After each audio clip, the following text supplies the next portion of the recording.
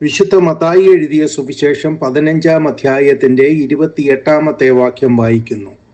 യേശു അവളോട്, സ്ത്രീയെ, നിന്റെ വിശ്വാസം വലിയത്, നിന്റെ ഇഷ്ടം പോലെ നിനക്ക് ഭവിക്കട്ടെ എന്ന് ഉത്തരം പറഞ്ഞു. ആ നാഴിക മുതൽ അവളുടെ മകൾക്ക് സൗഖ്യം വന്നു.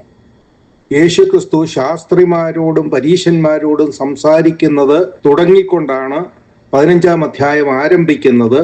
അതിനുശേഷം കർത്താവായ യേശുക്രിസ്തു പറയുന്നു, ഈ ജനം അതരം കൊണ്ട് എന്നെ ബഹുമാനിക്കുന്നു, എങ്കിലും അവരുടെ ഹൃദയം എന്നെ വിട്ട് അകന്നിരിക്കുന്നു.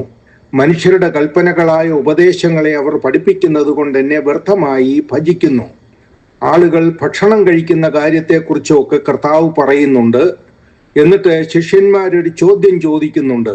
അതിനുത്തരമായിട്ട് യേശുക്രിസ്തു പറയുകയാണ്, സ്വർഗസ്ഥനായ എൻ്റെ പിതാവ് നട്ടിട്ടല്ലാത്ത തൈകൾ ഒക്കെയും വേരോടെ പറഞ്ഞു പോകും. അവർ കുരുടന്മാരായ വഴികാട്ടികളത്രേ. കുരുടൻ കുരുടനെ വഴി നടത്തിയാൽ ഇരുവരും കുഴിയിൽ വീഴും. സ്ത്രീയെ, നിന്റെ വിശ്വാസം വലിയത്, നിന്റെ ഇഷ്ടം പോലെ നിനക്ക് ഭവിക്കട്ടെ എന്ന് പറഞ്ഞു.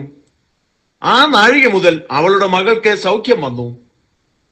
കർത്താവായ യേശുക്രിസ്തു ശുശ്രൂഷയുമായി സഞ്ചരിക്കുന്നതിനിടയിൽ സംഭവിച്ച ഒരു അത്ഭുതകരമായ, ഒരു ശ്രദ്ധേയമായ സംഭവമാണിത്. ഒരു കനാന്യ സ്ത്രീ വന്ന് തന്റെ മകളെ സഹായിക്കണമെന്ന് പ്രാർത്ഥിക്കുന്നതും കർത്താവ് ആദ്യം ഒന്ന് നിഷേധിക്കുന്നതും, എന്നാൽ അവളുടെ ബുദ്ധിപൂർവമായ വിശ്വാസത്തോടു കൂടിയുള്ള ആ മറുപടി കേട്ടപ്പോൾ കർത്താവെ മനസ്സലിഞ്ഞ് അവൾ ആവശ്യപ്പെട്ടത് ചെയ്തു കൊടുക്കുന്നതുമായ കഥയാണിത്. ഈ സംഭവത്തെ കുറിച്ച് വിശദീകരിക്കുന്നതിന് മുൻപായിട്ട് ഈ അധ്യായത്തിൽ തന്നെ പറഞ്ഞിരിക്കുന്ന മറ്റു ചില കാര്യങ്ങളെ കുറിച്ച് കൂടി പറയുവാൻ ഞാൻ ആഗ്രഹിക്കുന്നു. അതിനായി 15-ാം അധ്യായത്തിന്റെ ആരംഭ ഭാഗം മുതൽ ഞാൻ വായിക്കുകയാണ്. അനന്തരം യെരുശലേമിൽ നിന്ന് പരീശന്മാരും ശാസ്ത്രിമാരും യേശുവിന്റെ അടുക്കൽ വന്നു. നിന്റെ ശിഷ്യന്മാർ പൂർവന്മാരുടെ സമ്പ്രദായം ലംഘിക്കുന്നത് എന്ത്? അവർ ഭക്ഷിക്കുമ്പോൾ കൈ കഴുകുന്നില്ലല്ലോ എന്ന് പറഞ്ഞു. ഈ സംഭവം നടക്കുമ്പോൾ കർത്താവായ യേശുക്രിസ്തു ഗലീലയിലാണ്. നമുക്കറിയാവുന്നതുപോലെ പാലസ്തീൻ നാടിനെ നമുക്ക് പ്രധാനമായിട്ട് മൂന്നായിട്ട് തിരിക്കാം. ഒന്ന് തെക്കുഭാഗത്തെ യഹൂദ്യ, അത് കഴിഞ്ഞ് വടക്കോട്ട് സഞ്ചരിക്കുമ്പോൾ ശമരിയ, ശമരിയയും കഴിഞ്ഞിട്ട് ഗലീല. ഗലീല എന്ന് പറയുന്നത് ഏകദേശം 50 മൈല് തെക്കു വടക്കേ നീളവും 25 മൈലോളം കിഴക്കേ പടിഞ്ഞാറ് വീതിയും ഉള്ളതായ ഒരു ഭൂഭാഗമാണ്. കർത്താവായ യേശുക്രിസ്തു അവിടെ ആയിരിക്കുമ്പോഴാണ് ഈ സംഭവം നടക്കുന്നത്. കർത്താവുമായി ചില കാര്യങ്ങളെ കുറിച്ച് സംസാരിക്കുവാൻ വേണ്ടി പരീശന്മാരും ശാസ്ത്രിമാരും യഹൂദ്യ നാട്ടിൽ നിന്ന് ഇവിടെ വന്നിരിക്കുകയാണ്. പരീശന്മാരെന്ന് പറയുന്നത് നമുക്കറിയാവുന്ന പോലെ തന്നെ അവര് ദൈവവചനം അക്ഷരം പ്രതി അനുസരിക്കണമെന്ന് വിശ്വസിക്കുന്നവരാണ്. ന്യായപ്രമാണത്തിലെ കൽപ്പനകളെല്ലാം അവർ അക്ഷരം പ്രതി അനുസരിക്കുന്നു എന്ന് അവകാശപ്പെടുന്നവരാണ്. ശാസ്ത്രിമാരെന്ന് പറയുന്നവര് ന്യായപ്രമാണത്തിൽ നല്ല അറിവുള്ളവരാണ്. ന്യായപ്രമാണത്തിൽ എന്ത് ചെയ്യണം എന്ത് ചെയ്യണ്ട എന്നൊക്കെ എഴുതിയിരിക്കുന്നത് ഇവർക്ക് നന്നായി അറിയാമെന്ന് മാത്രമല്ല, ബൈബിളിലുള്ളതിനേക്കാൾ അധികമായിട്ട് അതിന് വ്യാഖ്യാനങ്ങൾ കൊടുക്കുകയും അതനുസരിച്ച് ജീവിക്കാത്തവരൊക്കെ അഭക്തരാണ് എന്ന് പറയുകയും ചെയ്യുന്നവരാണ്. അങ്ങനെ ബൈബിൾ അനുസരിക്കണം എന്ന് വിശ്വസിക്കുകയും ബൈബിൾ അനുസരിക്കാൻ വേണ്ടി തന്നെ ജീവിതം മാറ്റിവെക്കുകയും ചെയ്തതായ ഒരു കൂട്ടര്, പഴയ നിയമത്തിലെ നിയമങ്ങളെല്ലാം നല്ല പ്രാഗൽഭ്യമുള്ളവരും വ്യക്തമായി പറഞ്ഞിട്ടില്ലാത്ത കാര്യങ്ങൾക്ക് പുതിയ വ്യാഖ്യാനങ്ങൾ ഉണ്ടാക്കുകയും ഒക്കെ ചെയ്യുന്നതായ ശാസ്ത്രിമാര്, ഈ തരത്തിലുള്ള രണ്ടു കൂട്ടരാണ് ഇപ്പോൾ യേശുവിന്റെ അടുക്കൽ വന്നിരിക്കുന്നത്.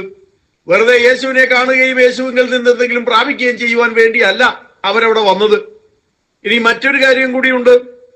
യേശുവിനെ പരിഹസിക്കാനോ അല്ലെങ്കിൽ യേശുവിനെ കുറ്റം ചുമത്തുവാനോ ആണ് ഇവർ വന്നത് എന്നും പറയാൻ പറ്റില്ല. കാരണം ഇവർക്ക് അങ്ങനെ ഒരു വിരോധമൊന്നും ഉള്ളതായിട്ട് നമുക്ക് ഈ ഭാഗം വായിച്ചാൽ മനസ്സിലാകുന്നതല്ല. എന്നാൽ ഇവർ വന്നിട്ട് ചില കാര്യങ്ങളെ കുറിച്ച് കർത്താവിനോട് സംസാരിക്കുന്നുണ്ട്. അതേ വിരോധം കൊണ്ടല്ല, അവർക്ക് ഒരു വിശദീകരണം കർത്താവിൽ നിന്ന് ലഭിക്കേണ്ടതാണ്. അതിനുവേണ്ടി മാത്രമാണ് അവിടെ വന്നത്.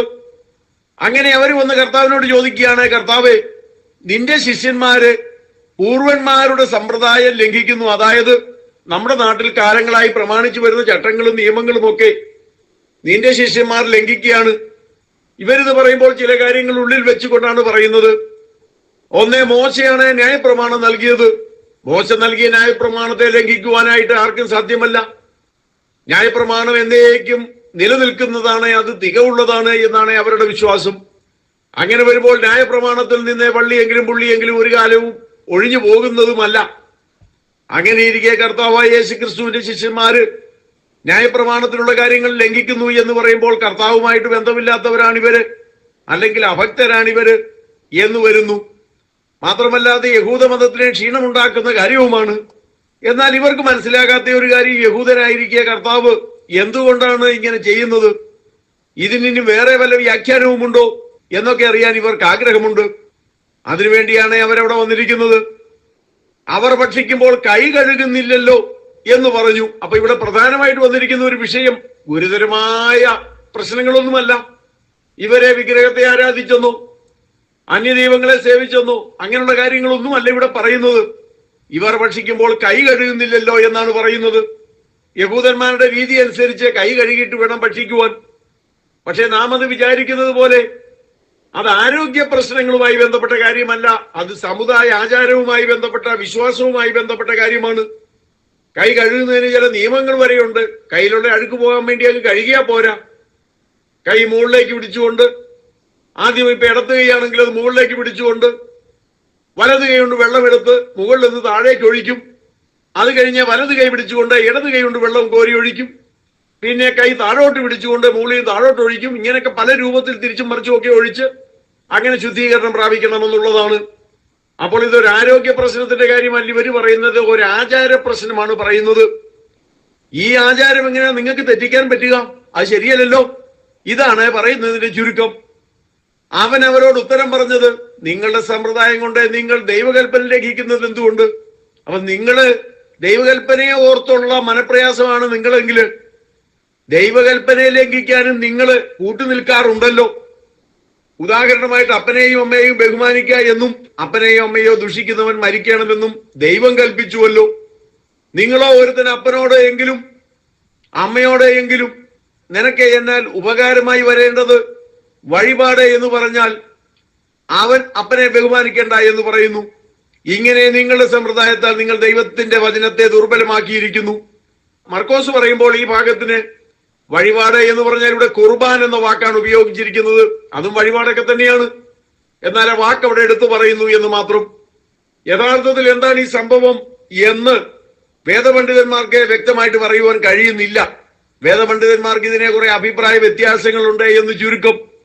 എന്നാൽ സാധാരണയായി പറഞ്ഞു കേൾക്കുന്നത് ഇതാണ്: ഒരു വ്യക്തി അപ്പനും അമ്മയ്ക്കും ചെലവിന് കൊടുക്കാൻ മനസ്സിലാഞ്ഞിട്ട് അയാൾ പറയുകയാണ്, എന്റെ സ്വത്തുക്കളൊക്കെയും ദൈവത്തിന് നിവേദിച്ചതാണ്, അതുകൊണ്ട് എനിക്ക് നിന്നെ സഹായിക്കാൻ പറ്റില്ല എന്ന് പറഞ്ഞാല് അത് കുഴപ്പമില്ല, ദൈവത്തിന് നിവേദിച്ചു എന്ന് പറഞ്ഞുകൊണ്ടല്ലേ അതിൽ നിന്ന് പിന്നെ എടുത്ത് കൊടുക്കാൻ പറ്റില്ലല്ലോ എന്നാണ് നിങ്ങളുടെ വ്യാഖ്യാനം എന്ന അർത്ഥത്തിലാണ് ഇത് പറയുന്നത് എന്നാണ് പൊതുവേ ഉള്ള വിശ്വാസം.